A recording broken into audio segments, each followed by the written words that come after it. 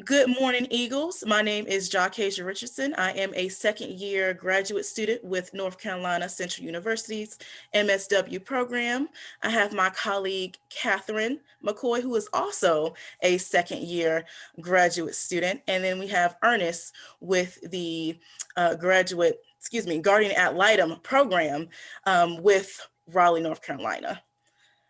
So you may ask, what does Guardian Ad Litem have to do with child welfare? Well, Guardian Ad Litem is helping with advocating for children who have been brought through the court system, who are needing advocating and are needing a voice. So that is why we are bringing Ernest to kind of give his overall experience in this conversation that we are talking about today. So, Katherine, if you could take it away for me.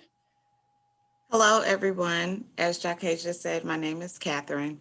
So, just to touch on the topic a little bit, filicide is defined as a person who kills their son or daughter, or the killing of one's son or daughter.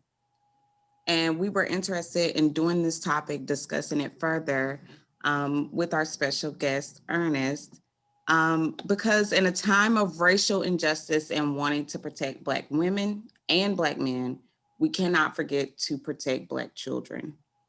This discussion will shine light on filicide's presence in the Black community and how we can go about protecting our community, our children, and our future. I'll let Jahkazia continue with our prompting questions for this discussion. All right.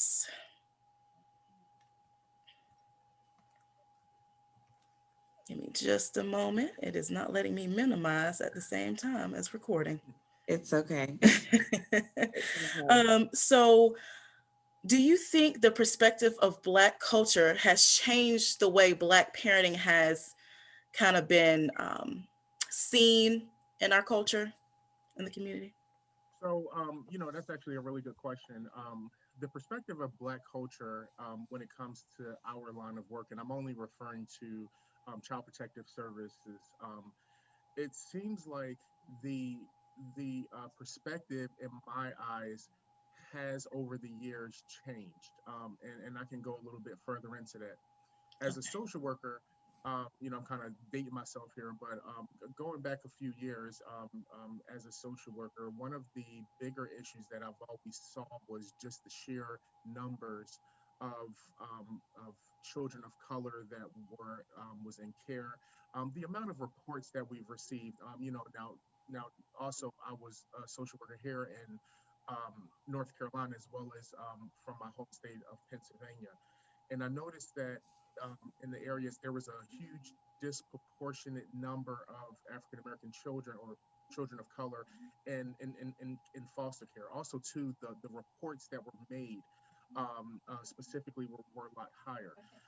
A lot of those reports, in regards to physical discipline. So, we're just specifically talking about physical discipline when children are beaten and, either with a belt or, a switch or a drop cord or whatever you want to call it.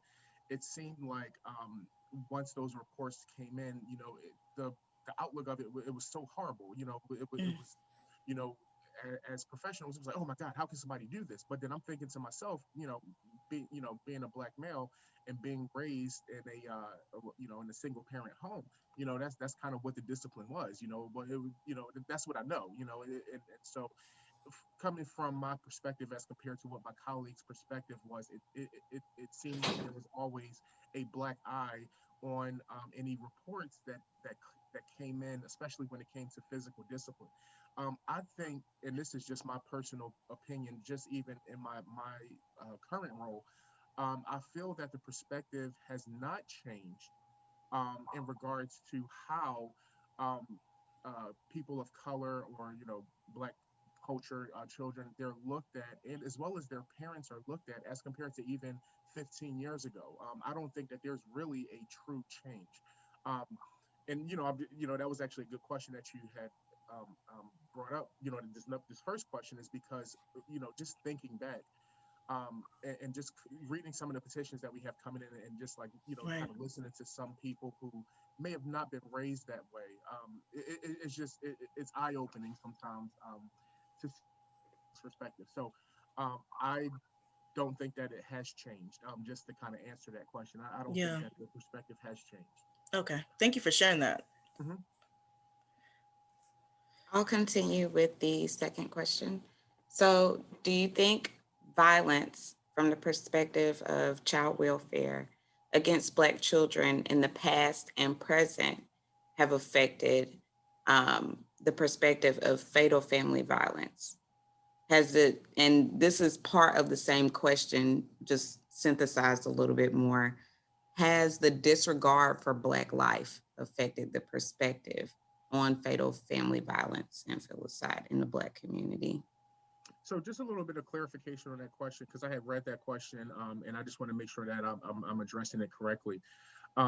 So are you referring to, when you say violence against Black children, are you referring to in the home, or are you referring to pretty much out in the community where there could Mhm. be potential to, be victims of specific, crimes that they made, or violence? So I Mhm. just want to make sure, are you referring to what happens in the home and then it kind of spills into the community, or which?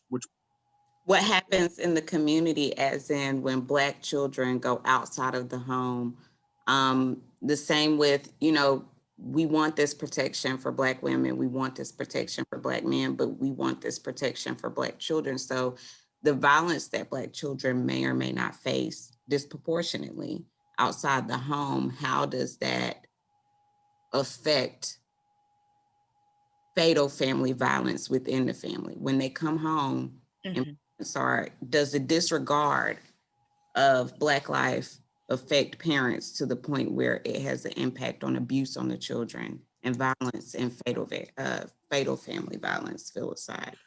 Yeah, so and that's actually a good question. So it's kind of one of those things where you look at it in the perspective of, Black children growing up now, more specifically Black young males, they face they face adversity not only in the home, but they also face it obviously when they go out into the community. In regards to uh, just um, uh, just the violence in general.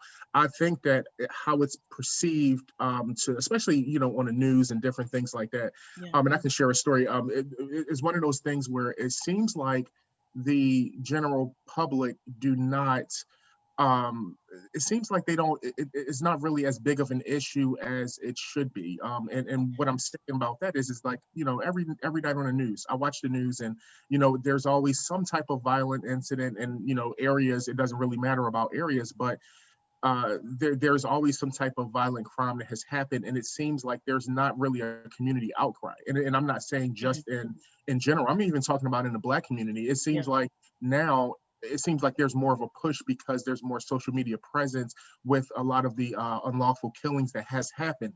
But but just in general, when a lot of people watch the news, this is not something that's spoken about. It's like, oh yeah, that's supposed to happen, or that's supposed to happen in that neighborhood because it's all, it's primarily low income, Black, families, or whatever the situation is. But if you look at it as a whole, and this is a thing that's probably happened over the years, most of the time when you do hear violent incidences on the news, people really don't care, or they really don't Yeah. do anything about the fact that these things are maybe happening right down the street from them. So for me, it does affect, uh, I think it affects the family unit, or whatever is the definition of a family unit in most Black homes. I think that it does affect that in many ways. Criminally, I think that it Mhm. affects it with the cycle of violence. If be it domestic violence, your mother is dating, several, different men, or whatever the situation is.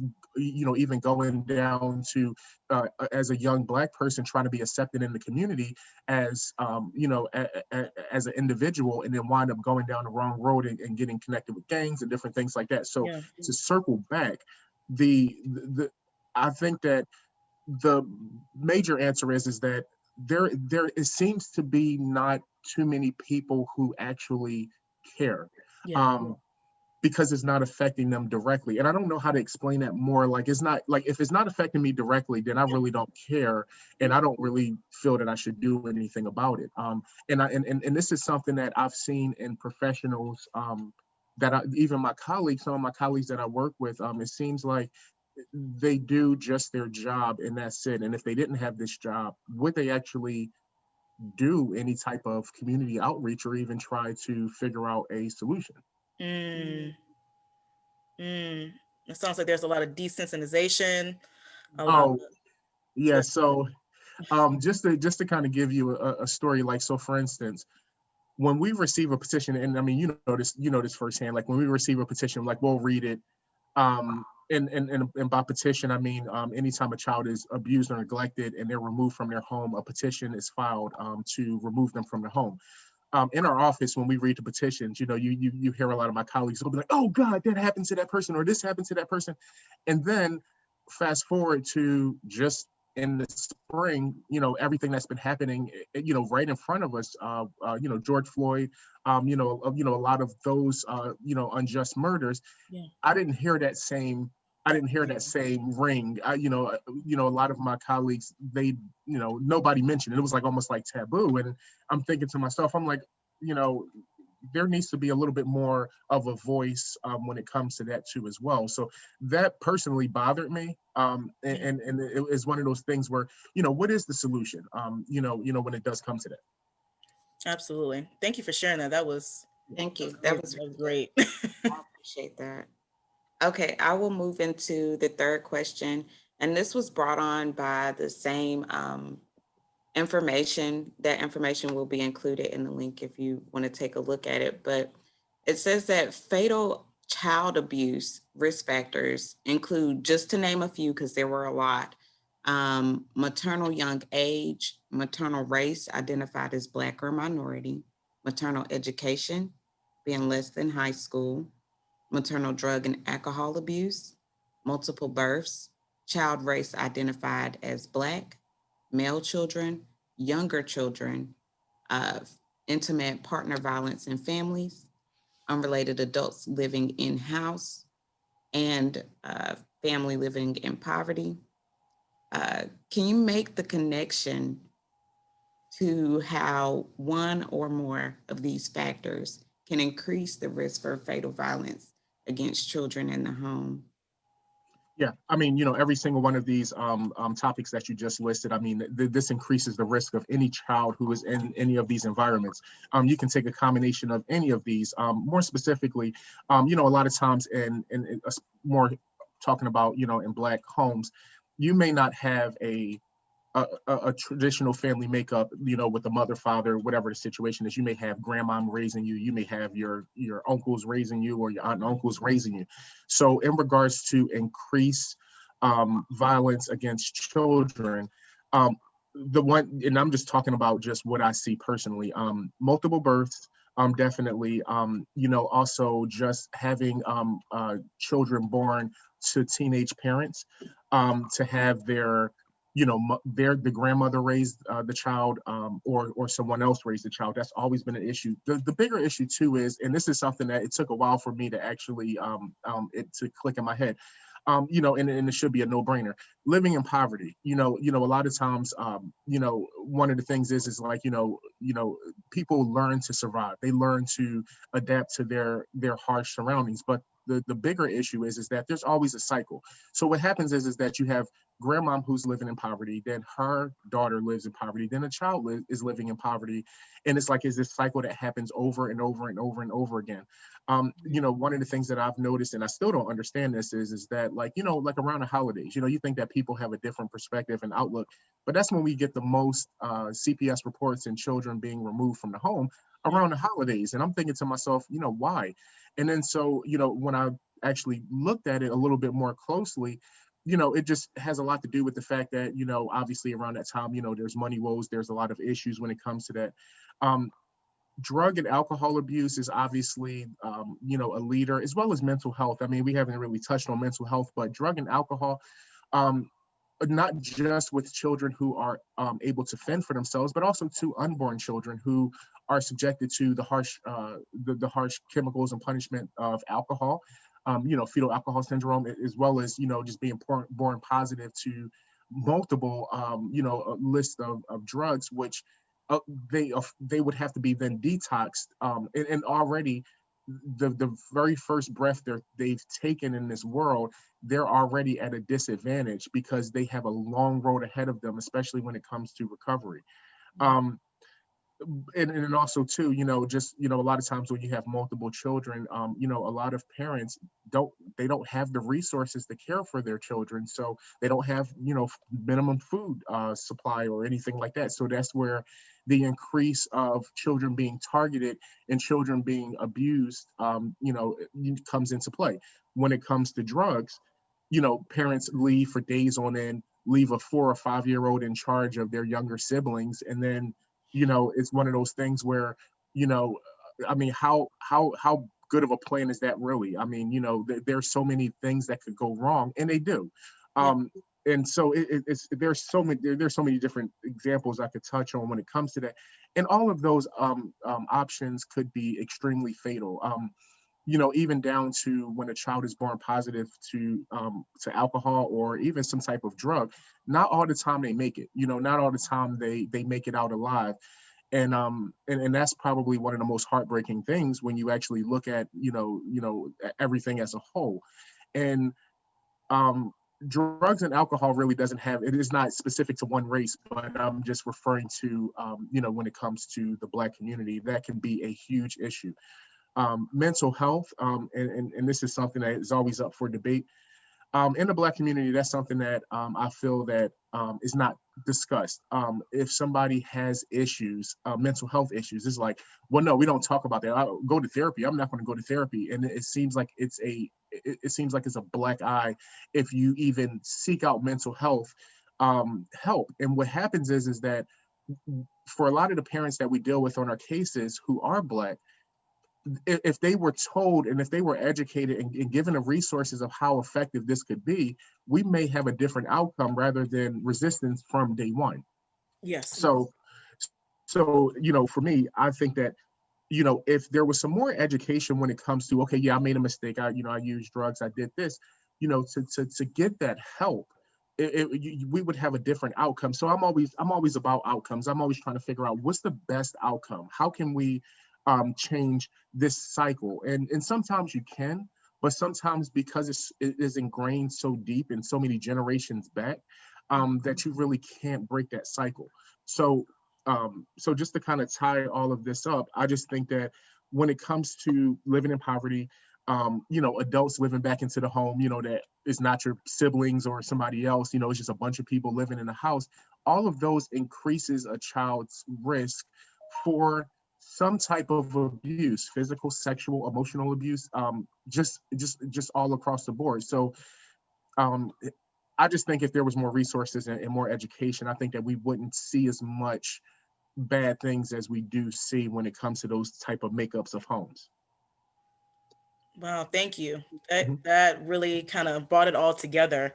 Yes. Um, and I also wanted to kind of bring up too, and doing our research about filicide, it's like a lot of the research was 10, 15, 20 years old. And it's like these conversations, especially, national conversations, but especially in our communities, aren't being brought to light or aren't being prioritized as important.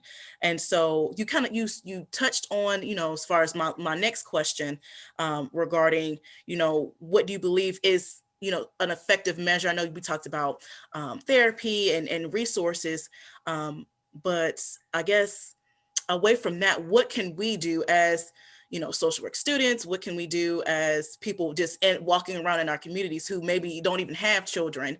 What can we do to reduce family, the killings of Black and brown children? So, I mean, that's actually, that's a good question. So when you say, okay, so in regards to members of the community, um, you know, it comes back to a couple of different things, and this is always cause of maybe argument or maybe discussion. The first thing I think, and this is probably the most effective, just looking at just from where I come from, as well as what's been going on. I think that there needs to be a stronger community policing within the Black community. Now, I'll expand on that. What I mean by that is, and this is, I don't even know if this could even happen.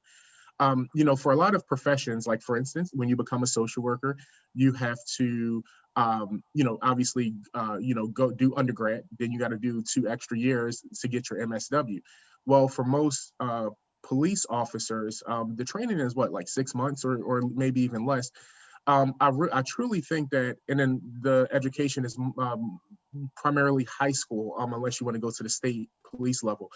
So let's just talk about the local level, like local police departments, like Raleigh PD or Durham PD. If there was a way that they could live in the community that they're going to serve, I think that that would actually prove better while they're going through the academy, to develop those relationships with the young children, and rather than having a bad stigma of the police. Also, too, and this is something that you guys probably know specifically, when a crime does happen in the area, everybody who lives in that area doesn't trust the police, so they're not going to talk to the police. So I think that if you have a little bit more community outreach when it comes to the police, I think that that would be that would pay for itself 100 times over. The other part is that there needs to be more educational programs in schools, and not just during school. I'm talking about after school. So at 2:30 or 3:30 or whatever time a child is dismissed from school, where do they go? Most of the time they go home. What's at home? Most of the time it's mom's boyfriend, or it's nobody when they come home. There needs to be more after school programs to surround these children with some educational programs of what are positive interactions, even with their peers. Mhm. Another thing is that if parents are have the unfortunate situation where CPS is called, and let's say if it's because they beat their child with a belt, there services for that family should be front loaded into the home, so that we can preserve the family and not break the family away. Now, I'm not saying leave a child in a horrible, violent situation. No, that's not what I'm saying. I'm saying let's educate the parents, because maybe they don't know. Maybe this is all they know.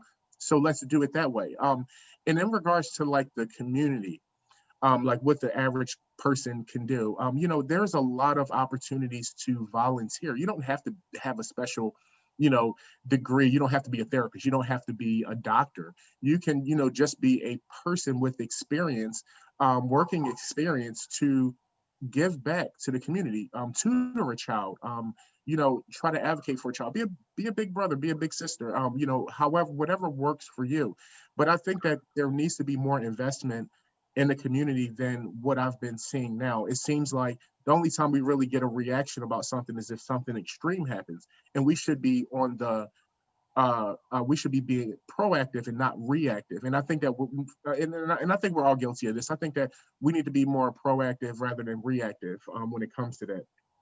Um, and in a perfect world, I think that those things would prevent a lot of the fatal violence that happens. If you can show young children, young men, young women, okay, this is joining that gang, or you know committing crimes around your neighborhood is not the only way out of this neighborhood. There's other things that you can do to invest into your community. So that would be kind of what I would how I would answer that. Yeah.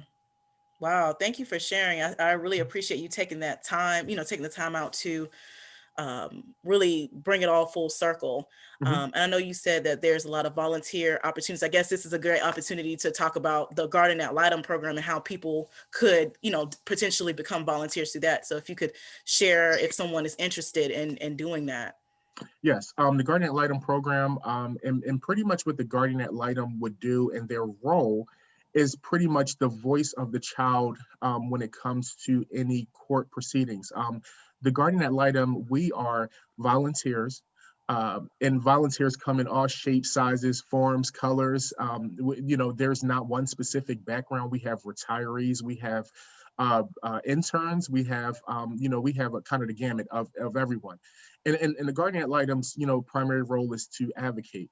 When a child is removed from the home, and placed in foster care, that child really doesn't have a voice. We really don't know what that child wants. And the judge doesn't really know what that child wants. So the guardian ad litem's role is to be that voice, is to say to the judge, hey judge, this is what this child or children want. um this is a, you know, this opportunity, it's probably one of the most hardest jobs that you'll ever have as a volunteer, but it's one of the most rewarding. I've seen a lot of change. I've seen a lot of difference being made by just members of the community who become guardian ad litems, who do make changes for children. And not all the time is it them returning to their parents. You know, maybe it's another alternative option, but without that guardian ad litem there, I'm not sure if we would have ever reached that that platform. So I would say that you know, just in regards to being a guardian ad litem volunteer, if anybody out there who is interested, I would highly encourage you to, whatever county you're from, just reach out to the guardian ad litem program, and, you know, just talk to a supervisor there, and see if it may fit you. Some it may not, but for a lot it does. So that's kind of like my plug. But I would highly encourage you, if you are interested, definitely reach out and try to get some information. Perfect, perfect. Well, I will put that information in the description. If you guys have any questions, I am also a guardian ad litem, so if you have any questions in regards to that, you can reach out. Did you have anything to add, Catherine, before we closed? No, that was wonderful. And it brought up a lot of things that I had been seeing about uh, foster care, Black children in foster care, the disproportionate rates. And it was really full circle. So thank you for making a lot of those connections for myself and anyone who may watch. Gotcha. Thank you. Well, Eagles, thank you for joining us on this roundtable talk. If you have any questions, again, reach out and we'll be back.